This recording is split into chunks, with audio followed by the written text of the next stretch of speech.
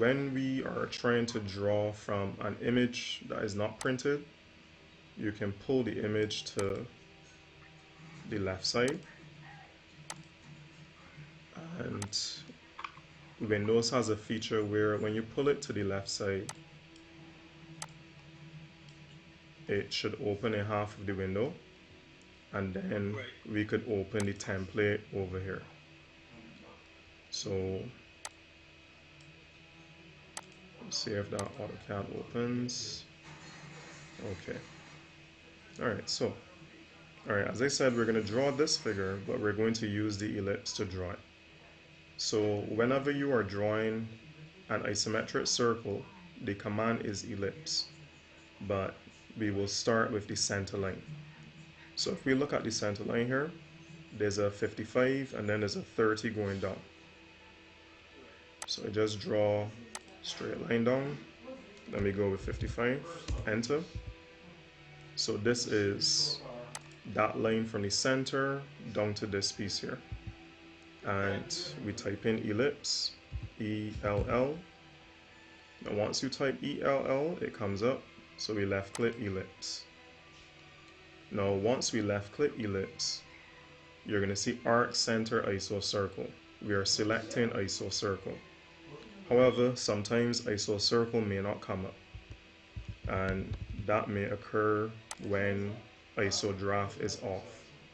So I just turn off this tool. I can try it again now that iso draft is off. Ellipse, left click ellipse. You see there's no iso circle, right? Right, so you gotta make sure that iso draft is on. So when it's on, it's blue. So we type in ellipse, we left click iso circle. So it specifies center. So we start with the top. There are two circles, radius 17, radius 27. So we come to the top, left click, and now that we have left click, we can actually see the type of ellipse that is there. So this is the type. If we wanted to change the type of ellipse, you would bring the mouse down here by the same iso draft. And there are actually three types. There's isoplane left, so this ellipse is on the left. And then there's isoplane right, this ellipse is on the right. You see the difference? And then one is to the top. So the way this figure is, this one is using the top iso circle. So now we just type in 17, 17, enter. So that's our 17th circle there. We type in ellipse again, iso circle again, click the center, and now this one is radius 27, so we type in 27, enter. So those are our two circles, radius 17, radius 27. Now the bottom of this tube here, this is the same radius 27 at the bottom. So I can do this two ways. Iso circle, draw the 27 ellipse at the bottom, and then just project up the sides. Remember we turned on some tracking settings earlier, right? Now, if we look at the left here, there's a little diamond that's popping up. That has quadrant. So when we are connecting this, you will have to use quadrant. Now the only way quadrant will be on is if the tracking setting for quadrant is on. So let me just check the settings again.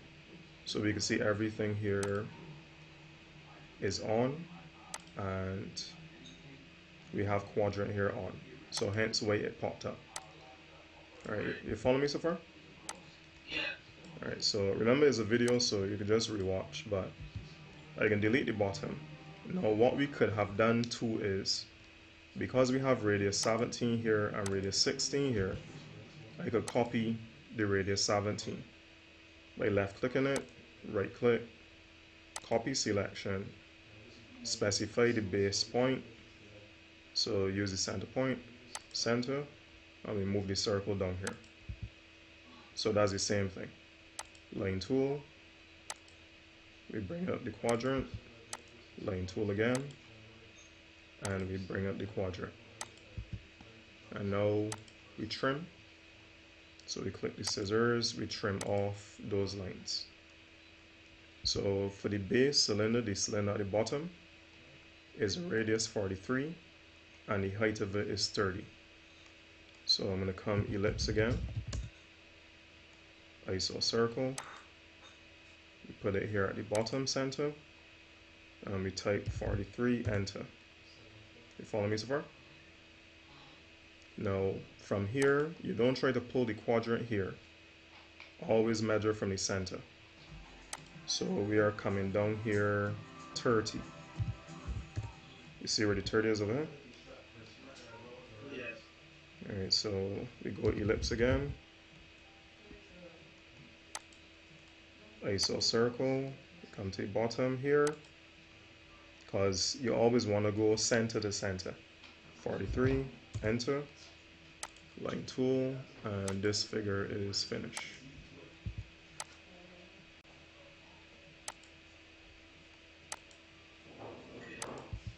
And then we'll trim. So once again, these are things that you gotta practice, but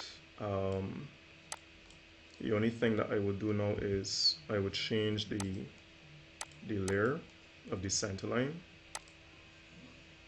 change that to center. Alright, so that's the object, but this will come after, as I said, practice drawing the isometric figures, practice drawing the views of the isometric figures. Alright?